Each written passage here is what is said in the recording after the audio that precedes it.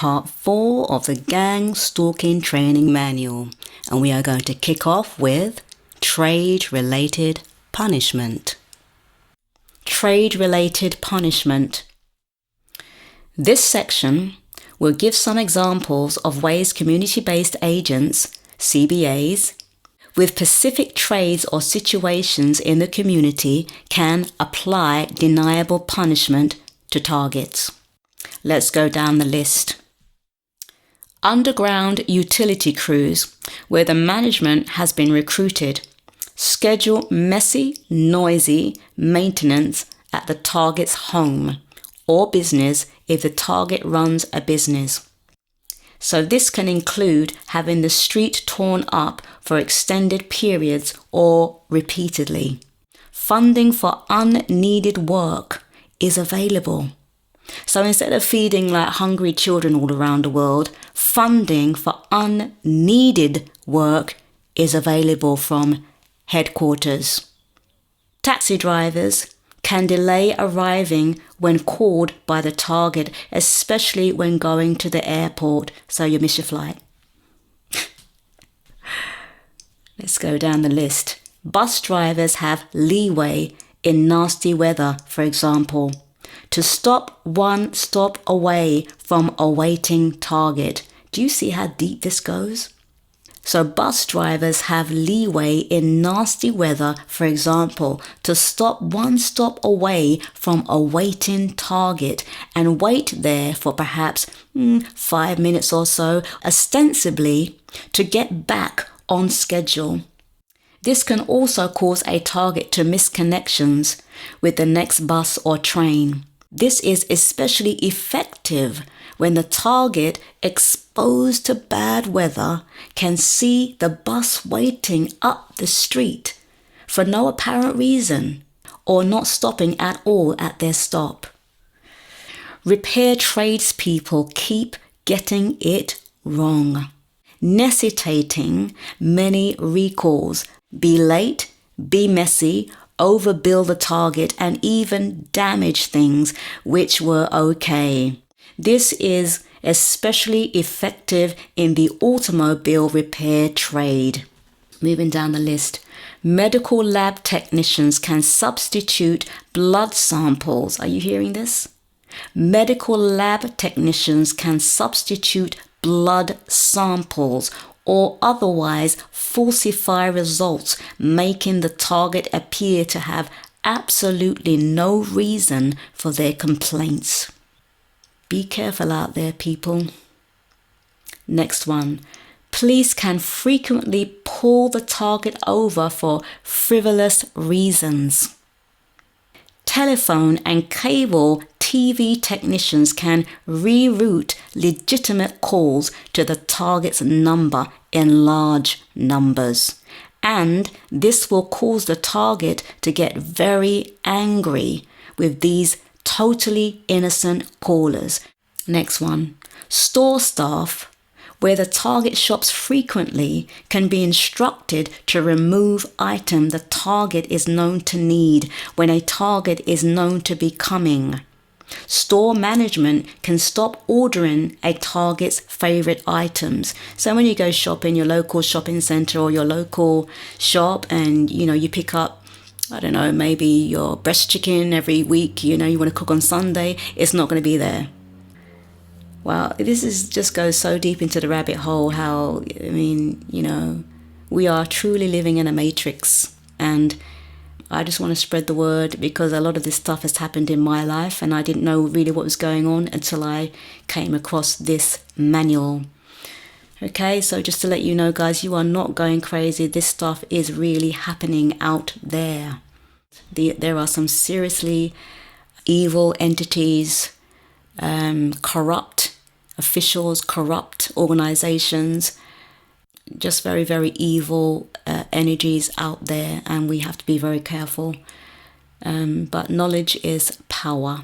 So this is the next one. Restaurants and food delivery services can tell the target they are out of an item known to be a favorite of the target.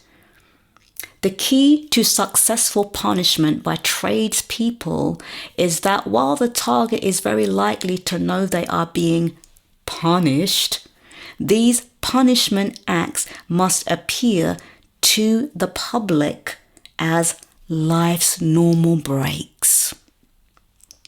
So guys, we're going to move on to number 8, target's home. So number 8 is the last main one. Punishing the target at the target's home is essential for effectiveness of Secret Service operations. If the target were punished in the community but was allowed sanctuary in their home, the creation of a prison without walls. Did you hear that?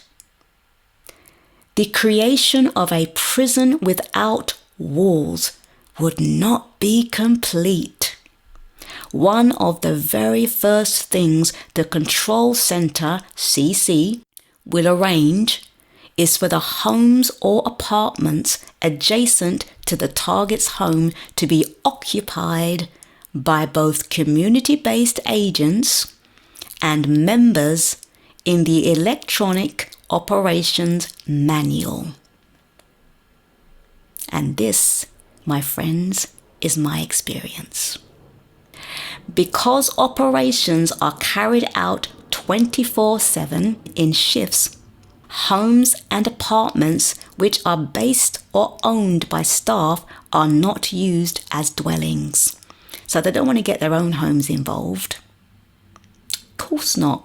That would be ruining their lives. They don't want to do that. They don't want to get their own homes and families involved.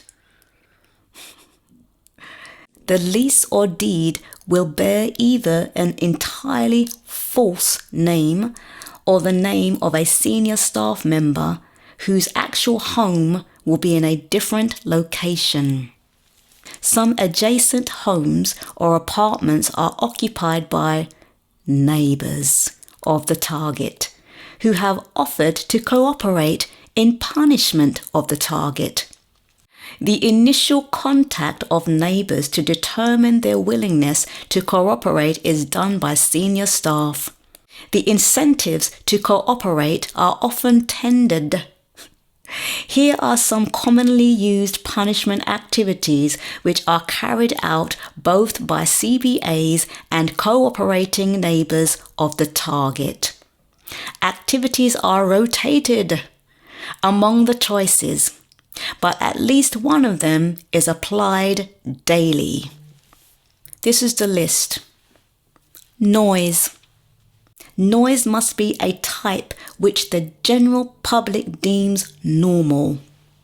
Remember that the goal is to have the target aware they are being punished, but not to be able to convince anyone else that that is the case. Observe local noise curfews, but plenty of punishment can occur outside noise curfew times. The target must not have easy cause to involve law enforcement. Examples: start leaf blower, times precisely when the target attempts to enjoy their yard, or when EC operators cue the CBA that the target is trying to nap. Next one, loud music from neighbouring home. This is an excellent action, as it is common. Time it so every time the target opens a window, the music starts. The timing makes the point it is intentional punishment. EC operator can apply music in adjacent apartments with exceptionally powerful bass directed at the target's unit. So this is the next one. Frequent squealing of tires near target's home. In apartments, frequent drilling into a scrap of wood or masonry held against the target's wall, floors or ceiling as if working. So just pretending to work, just pretending to drill a hole, Alternatively, hammering. Been there over and over and over again. Especially effective when cued by EC operators that the target is attempting to nap. Tossing golf or tennis balls against the target's home when the target is known to be trying to fall asleep. Ideal for cooperating neighbors, children. Next one, frequent use of sirens near the target's home. Many emergency services employees have a strong sense of community service and willingness to cooperate in this, or by people posing as Jehovah's Witnesses. So the next one, knocking on the door for frivolous and or nonsensical and or wrong address reasons. Don't open the door unless you know who's coming. Especially effective when the target is in bed or having a meal. The question is, do you want to get up and open the door to somebody you didn't invite around? Or do you want to interrupt your meal and open the door to somebody you didn't invite around? If you get a security camera, then you know exactly who's at the door. The next one, trash. Leave trash in the target's yard frequently, but CC staff will assist in scheduling this so that the target can't quite have a case on which law enforcement will act. The next one is terrifying the target's pet. This requires entry while the target is away from home for an extended period and must be scheduled by CC. Electronic corpse, EC, operators can render a dog or cat passive for safe entry of the community-based agents by electromagnetic beam, wounding or killing the target's pet. So rarely used, scheduled when the target has acted in a way so as to deserve special punishment, like divulging the name of a criminally acting secret agent. Wow. I'm just going to leave that right there. The next one, killing domestic animals or wildlife and leaving them on the target's doorstep. Wow. I'm just thinking something's just come to mind. I've had a dead dog near my home. I've had a dead pigeon left by my car tire, things like that. So that's just brought that back to mind. These people are very, very sick. This is the next one. So the next one is where the target owns substantial land, noxious activities can be arranged and built for next to the property. In one case, a dump, an auto racetrack, and a prison were built adjacent to a target who owned a large farm in an area of natural beauty. Because you know they just like to make things ugly, don't they? So imagine the expense, right? Imagine the expense and the money and the finances that goes into doing this. An auto track race, a prison, adjacent to a target. Who owned, they're literally proud of this as well. Like in one case, a dump. In one case, a dump, an auto racetrack, and a prison were built adjacent to a target who owned a large farm in an area of natural beauty. Take that in. While this is rare, it does illustrate commitment to delivering punishment to those deserving of it. But the only problem is they're not deserving of it, are they? The next one. Cooperating police departments can visibly watch the target's home, possibly being parked in front of the home when the target returns repeatedly. Police officers who refuse to take complaint of harassment and sabotage of the target, who they label disturbed. So apparently you're disturbed, but none of this behavior is disturbing. None of this behavior is perpetuated by disturbed people, but you're disturbed. Okay, let's move on.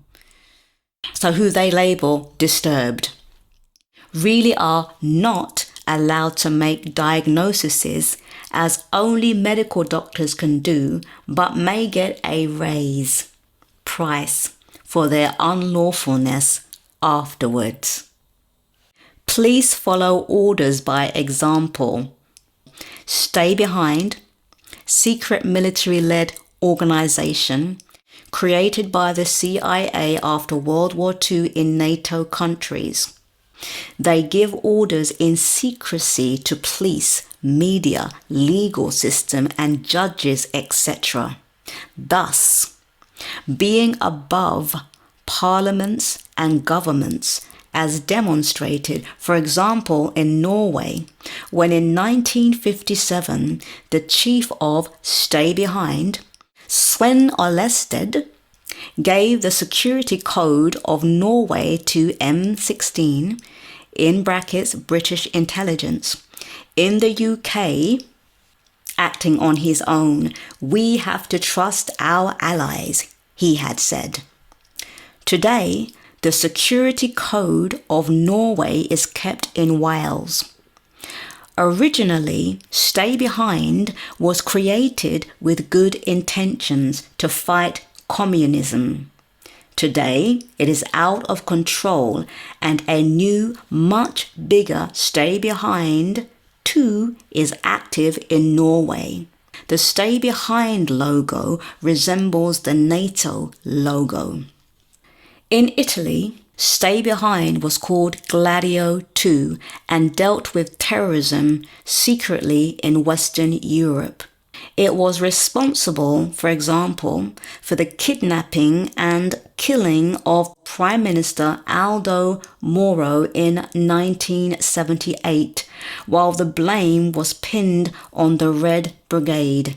Today, enemies are communist and NATO is the opposition. I have no idea what this has got to do with innocent people being targeted in the community.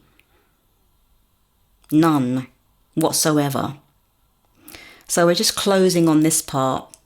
On November 22nd, 1990, the European Union forbade Operation Gladio. But although Norway follows most EU decisions, this one is omitted. Italy and Belgium had terror actions by Stay Behind, and when the organizations ceased to exist, the terror operations also ceased to exist. In Norway, Stay Behind is called E14. What was its role in Norway's terror actions, if any? Some have tried to get control of Norwegian Stay Behind armies already, years ago. Who are the back men giving orders to those officially in charge?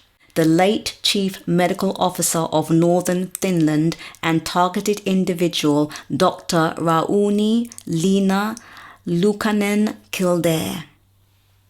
So that is the end of the main Gangstalking manual, my friends. I think I'm just going to read, let's see, other tactics. Let's have a look.